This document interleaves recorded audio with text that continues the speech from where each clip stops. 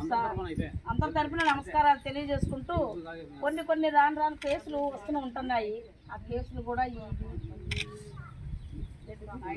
ఆయుష్మాన్ భారత్ అనే ఒకటి కూడా మనకు ప్రతిపాదించారు ప్రధానమంత్రి గారు. అందుకోసం ఈ విషయంలో PMJJY అనే ఇది ఎస్టీలో మాత్రం 5 లక్షలు భరోసా అనేది ఇన్సూరెన్స్ అనేది ఇవ్వడం జరుగుతుంది. మీరు లేని వాళ్ళు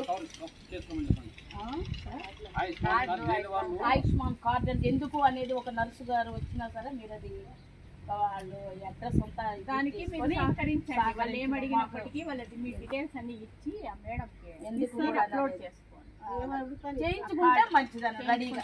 అది రేపటికి అది మనకి ఈ రోజు ఇంపార్టెంట్ పిలిచారు, మనం మన నేమ్ నమోదు చేయించుకున్నాము అనేది అనేసి రేపటికి మనకి దానివల్ల ప్రయోజనం వస్తుంది కాబట్టి ఉంటుంది కాబట్టి మనం ఎస్టీలో చేయించుకుంటామా. ఇక వచ్చేది వర్షాకాలం కాబట్టి కొంచెం జాగ్రత్తగా. వర్షాలు పడలేదు కానీ ఈ రోజు నిన్నటి నుంచే స్టాప్ డయేరియా అనేది ఉంది. డయేరియా అంటే 2 కంటే ఎక్కువగా నీళ్ళ విరేచనాలతో కూడిన పని. అది మన శరీరంలో లవణంతో కూడితే శరీరంలో చెమట రూపంగా పోతుంది. మామూలుగా ఇక మోషన్స్ కూడా 2 అయ్యేవండి అంటే ఆటి రూపం కూడా మనిషి నీరస అయిపోతాడు, నిస్సత్తు అయిపోతాడు, నాలుక ఎండిపోతుంది, మొత్తం మాట్లాడడానికి కూడా శక్తి అనేది ఉండదు. ఏది కూడా మన పని మనం చేయడానికి మనకు శక్తి సామర్థ్యాలు ఉండవు కాబట్టి నిన్నటి నుంచి ఇది మనకి డయేరియా అనే కార్యక్రమం జరుగుతుంది మన దీని స్టేట్లో.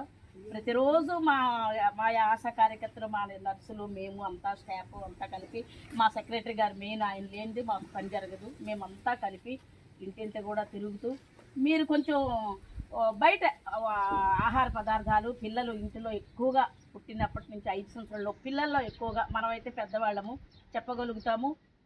2 కాదు 5 అయినా సరే కొంచెం తట్టుకోగలే కెపాసిటీ మనకు ఉంటుంది.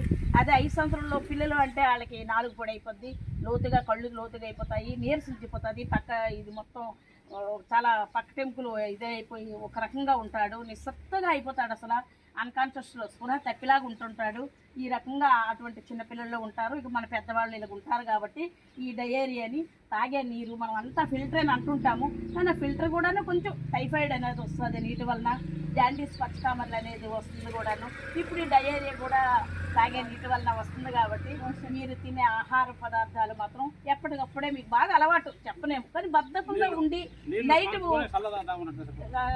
నైట్ అనేది మిగిలే కూరలో ఏమి తినొద్దు దయచేసి. ఈ సెప్టెంబర్ వరకు కూడా మనకి ఇళ్ళలో శుభ్రం పాటించండి. ఈ ప్రతాపేశ్వరుడు